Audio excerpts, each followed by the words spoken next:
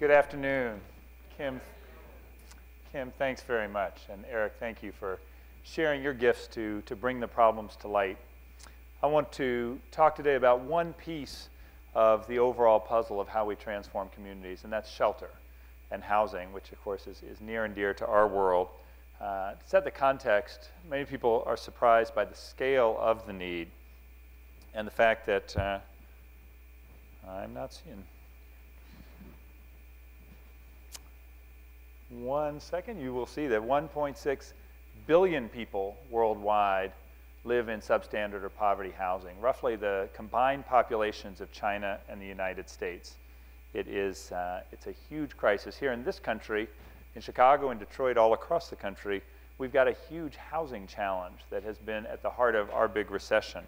And we now have over 2.2 million families in the foreclosure process right now, and suddenly huge numbers of empty homes sucking the life out of communities all across the country. Families have had to move out and seek new places, and we're seeing that these empty homes pull back and really cause great harm, not just to the individual families, but pull the whole community down as well. So I want to talk, there have been a lot of myths and misnomers through the housing crisis in this last recession, and I want to talk about 3 of those myths today and why I believe that they're so wrong. I hope that you'll come out of this either persuaded or reminded that affordable, decent, adequate housing plays a critical and vital role in transforming communities and lifting communities up, both for the individual family and for the communities in which they live. And that to deal with something as complex as housing requires action from all of 3 sectors. We need the public sector, the private sector, and civil society or the nonprofits to come together to tackle these challenges. First myth I want to talk about is the idea that, sure, housing's important, but when you look at the other great social needs, health and education and jobs, it's just not a top priority. I'd argue today not that those aren't critical, but if we don't deal with housing in addition, we'll directly undermine society's massive investment in health and education. That housing is at the foundation of building a strong community, both individually and collectively.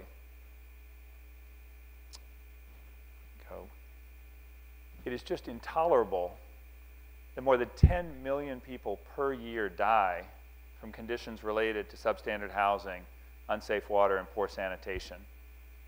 That's about 1,100 each hour, 20 every minute. Think about just while we're together today, how many families are suffering right now. Poverty, inadequate housing, and health are inextricably connected together.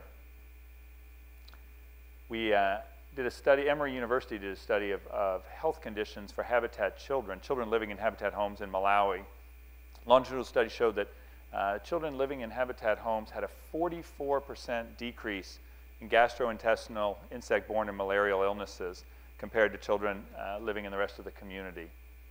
To bring that closer to home, this is a family from New York City. Candace George and her family lived in a 5th floor walk-up in New York. And their apartment was infested with rats. So many and so bold, children actually started giving the rats names. That wasn't the only health problem they were telling you. Daniel, who's this lively boy in the lower left here, had severe asthma, and he kept getting terribly sick, so sick he had to be rushed to the hospital. Every time he got to the hospital, he would recover and treat, but as soon as he got home, he'd get sick again. And they ultimately determined it was because of mold, toxic black mold growing around the windows in the apartment. The living conditions were almost killing Daniel. The family moved into a habitat row house in Brooklyn. You can see them, that's their front porch now. And Daniel has barely been to a doctor in the 5 years since. But we still have so many children living in conditions that are making them sick.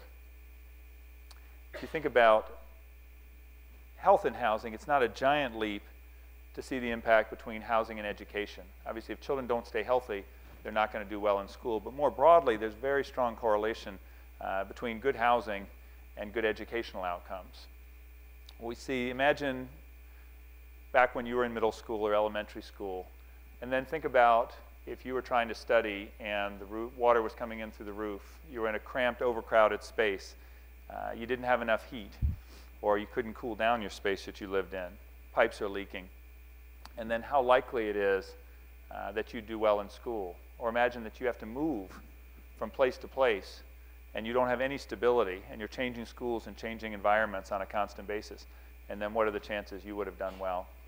Generally, when we hear people think that housing isn't a priority, they're not among the 1.6 billion who don't live in decent housing. When you think about sort of the basic needs for a human being, starts with food and water, and right behind that is at least some basic shelter. As we think about the next generation, how do we create environments, the stability for those students to be the next leaders for tomorrow? It is just critical that we create the space and the environments that they can thrive and flourish and get educated. We also see, particularly the families, homeowner families, that not only do the children do better in school, the parents actually often start improving their livelihoods and improving their educational outcomes, setting a better model for their children to do well in school.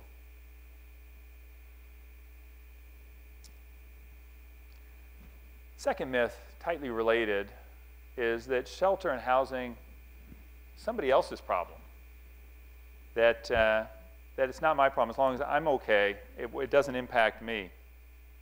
And what we see is that investing in affordable housing attracts energy and investment to a community. We also see in the housing crisis, and you certainly see it in Detroit, in the images you just saw, that the lack of decent housing in a community or the problems in housing quickly impact everybody. That decent housing is just as important to a community's health as it is to the individual health of a family. This is the Cherry Street community in Winston-Salem, North Carolina. This is an architecturally significant, historic African-American community that had been in decline for decades. And the recent recession just took a huge hit on it. And the local Habitat organization sat down with members of the community and talk about what their dreams were for their community. And they had two very clear priorities.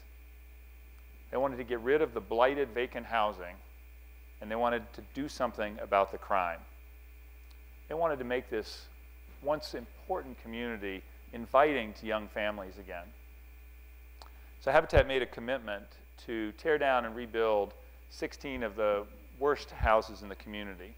And based on that commitment, private developers came in and bought up other empty houses, rehabbed them, and put them back on the market. And tied to that, another nonprofit group came up and cleaned up some old architecturally important rental housing, turned it into new green rental housing. And from that, then faith communities and universities, everyone came and joined into this effort. And here's what it looked like, same street 2 years later. It is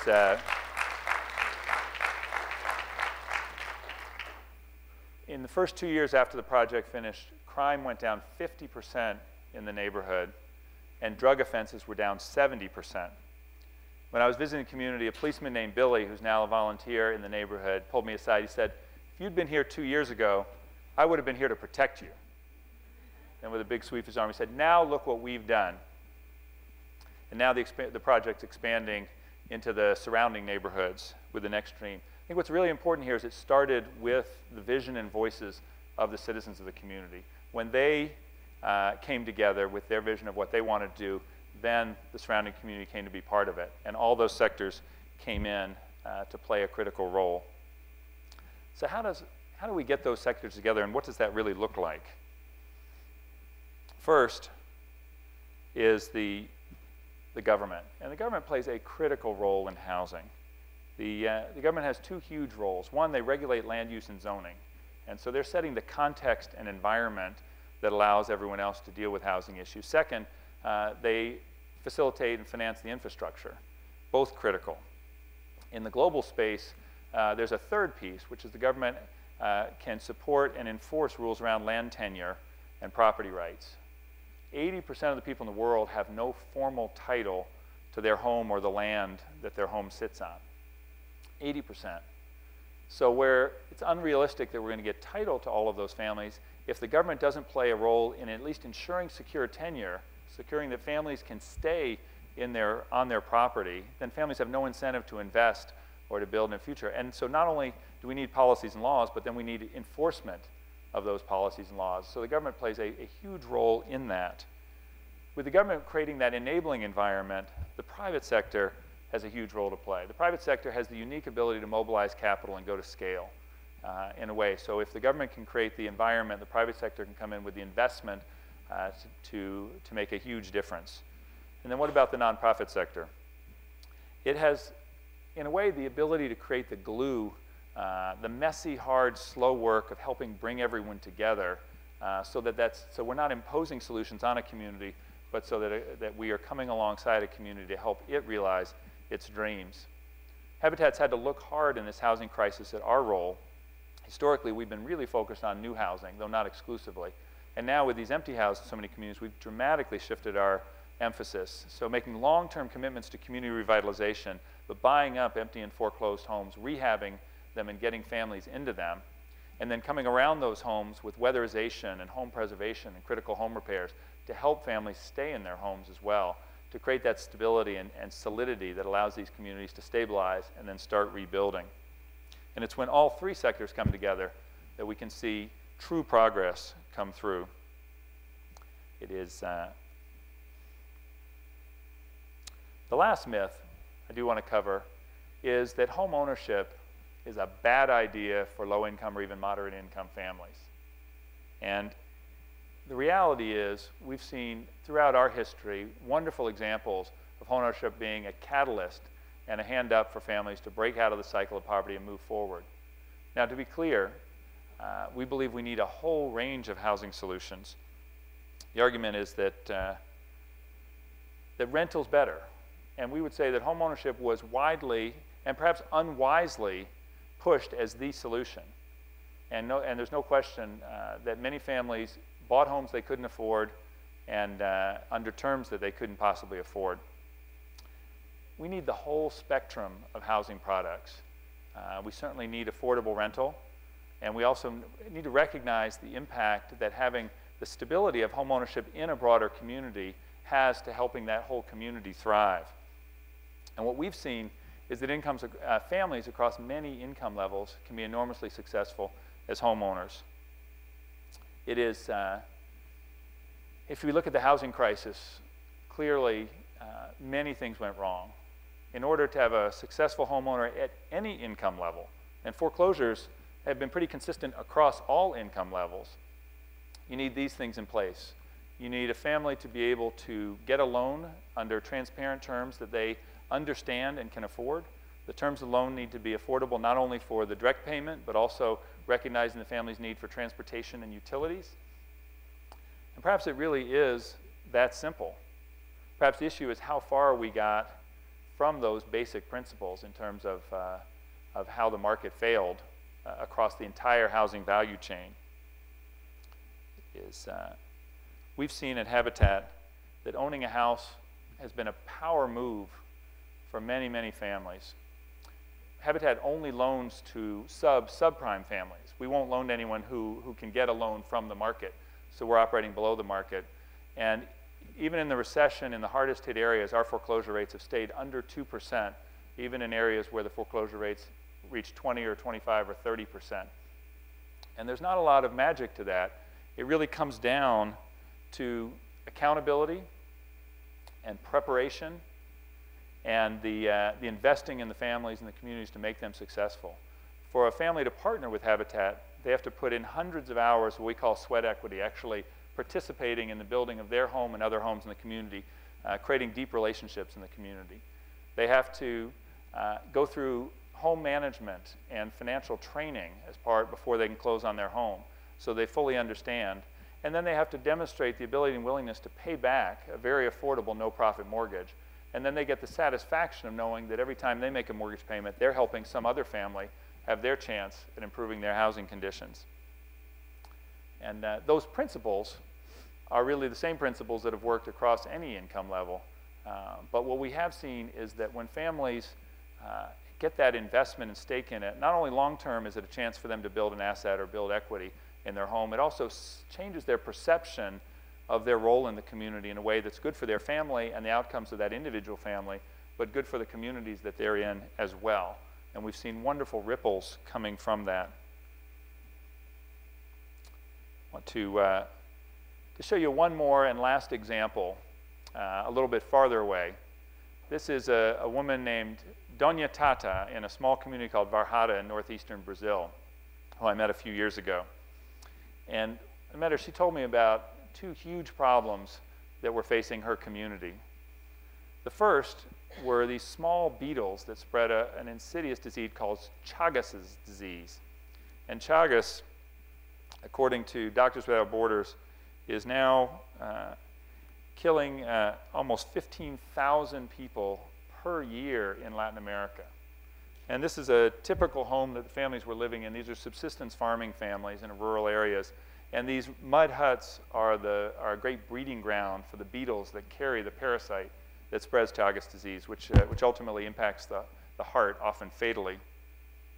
So we came together with the families and helped them build each other just basic block homes with solid walls, concrete floor, and a decent roof. And that eliminated the environment for these kissing bugs, as these beetles are known, and having a huge impact on the health of the community. Dona Tata also told me about the second huge challenge these families faced. That area of Brazil has a really intense rainy season and then a very long dry season that lasts much of the year.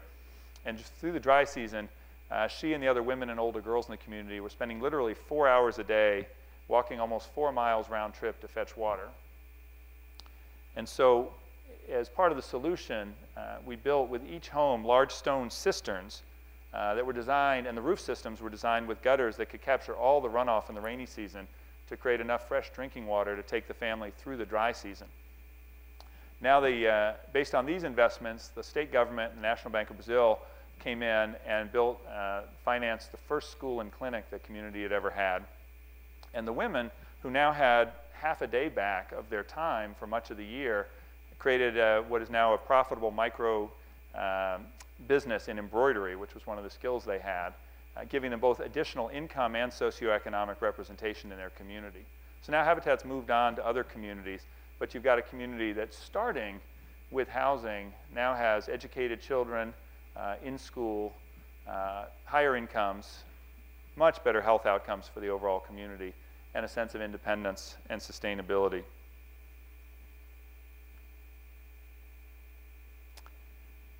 So imagine your community, that you're living in a neighborhood, and then imagine that, that there's one house in disrepair, windows cracked, paint peeling, weeds growing up, no maintenance, and what that does. Then imagine 5 houses. Then imagine a whole street. And then imagine a whole community like that. Now imagine your children trying to thrive and grow and learn in that kind of community. Imagine you're trying to start a business in that kind of community. And then think about if we all come together and bring all the sectors together, what we could do to change those environments. We need big ideas now. We need big ideas in Chicago and big ideas in Detroit, big ideas all across the country and all across the world of how we can bring people together to create real change. And change can come in like a wrecking ball for families and can be pretty brutal, as we've seen through this recession and what that's done to so many people. Change also creates the opportunity and the chance to do things that maybe wouldn't have been possible in a different environment. And so how do we use, as you just heard, how do we make lemonade in a way that pulls everyone together to dream differently and save and rebuild these critical neighborhoods all across the country and the families that are part of those. A phrase we often use at Habitat is the idea that a world of hope starts at home. The more I've learned, the more all these forces are desperately needed. We can't only solve education, we can't only solve health, we can't only solve housing. We need all of them working in concert to make it work. But argue if we don't think about shelter and that very basic need, that foundation, we're not going to create hope for this next generation across our world. So I hope that sense of hope, that spark of hope, can start with all of us today. Thank you.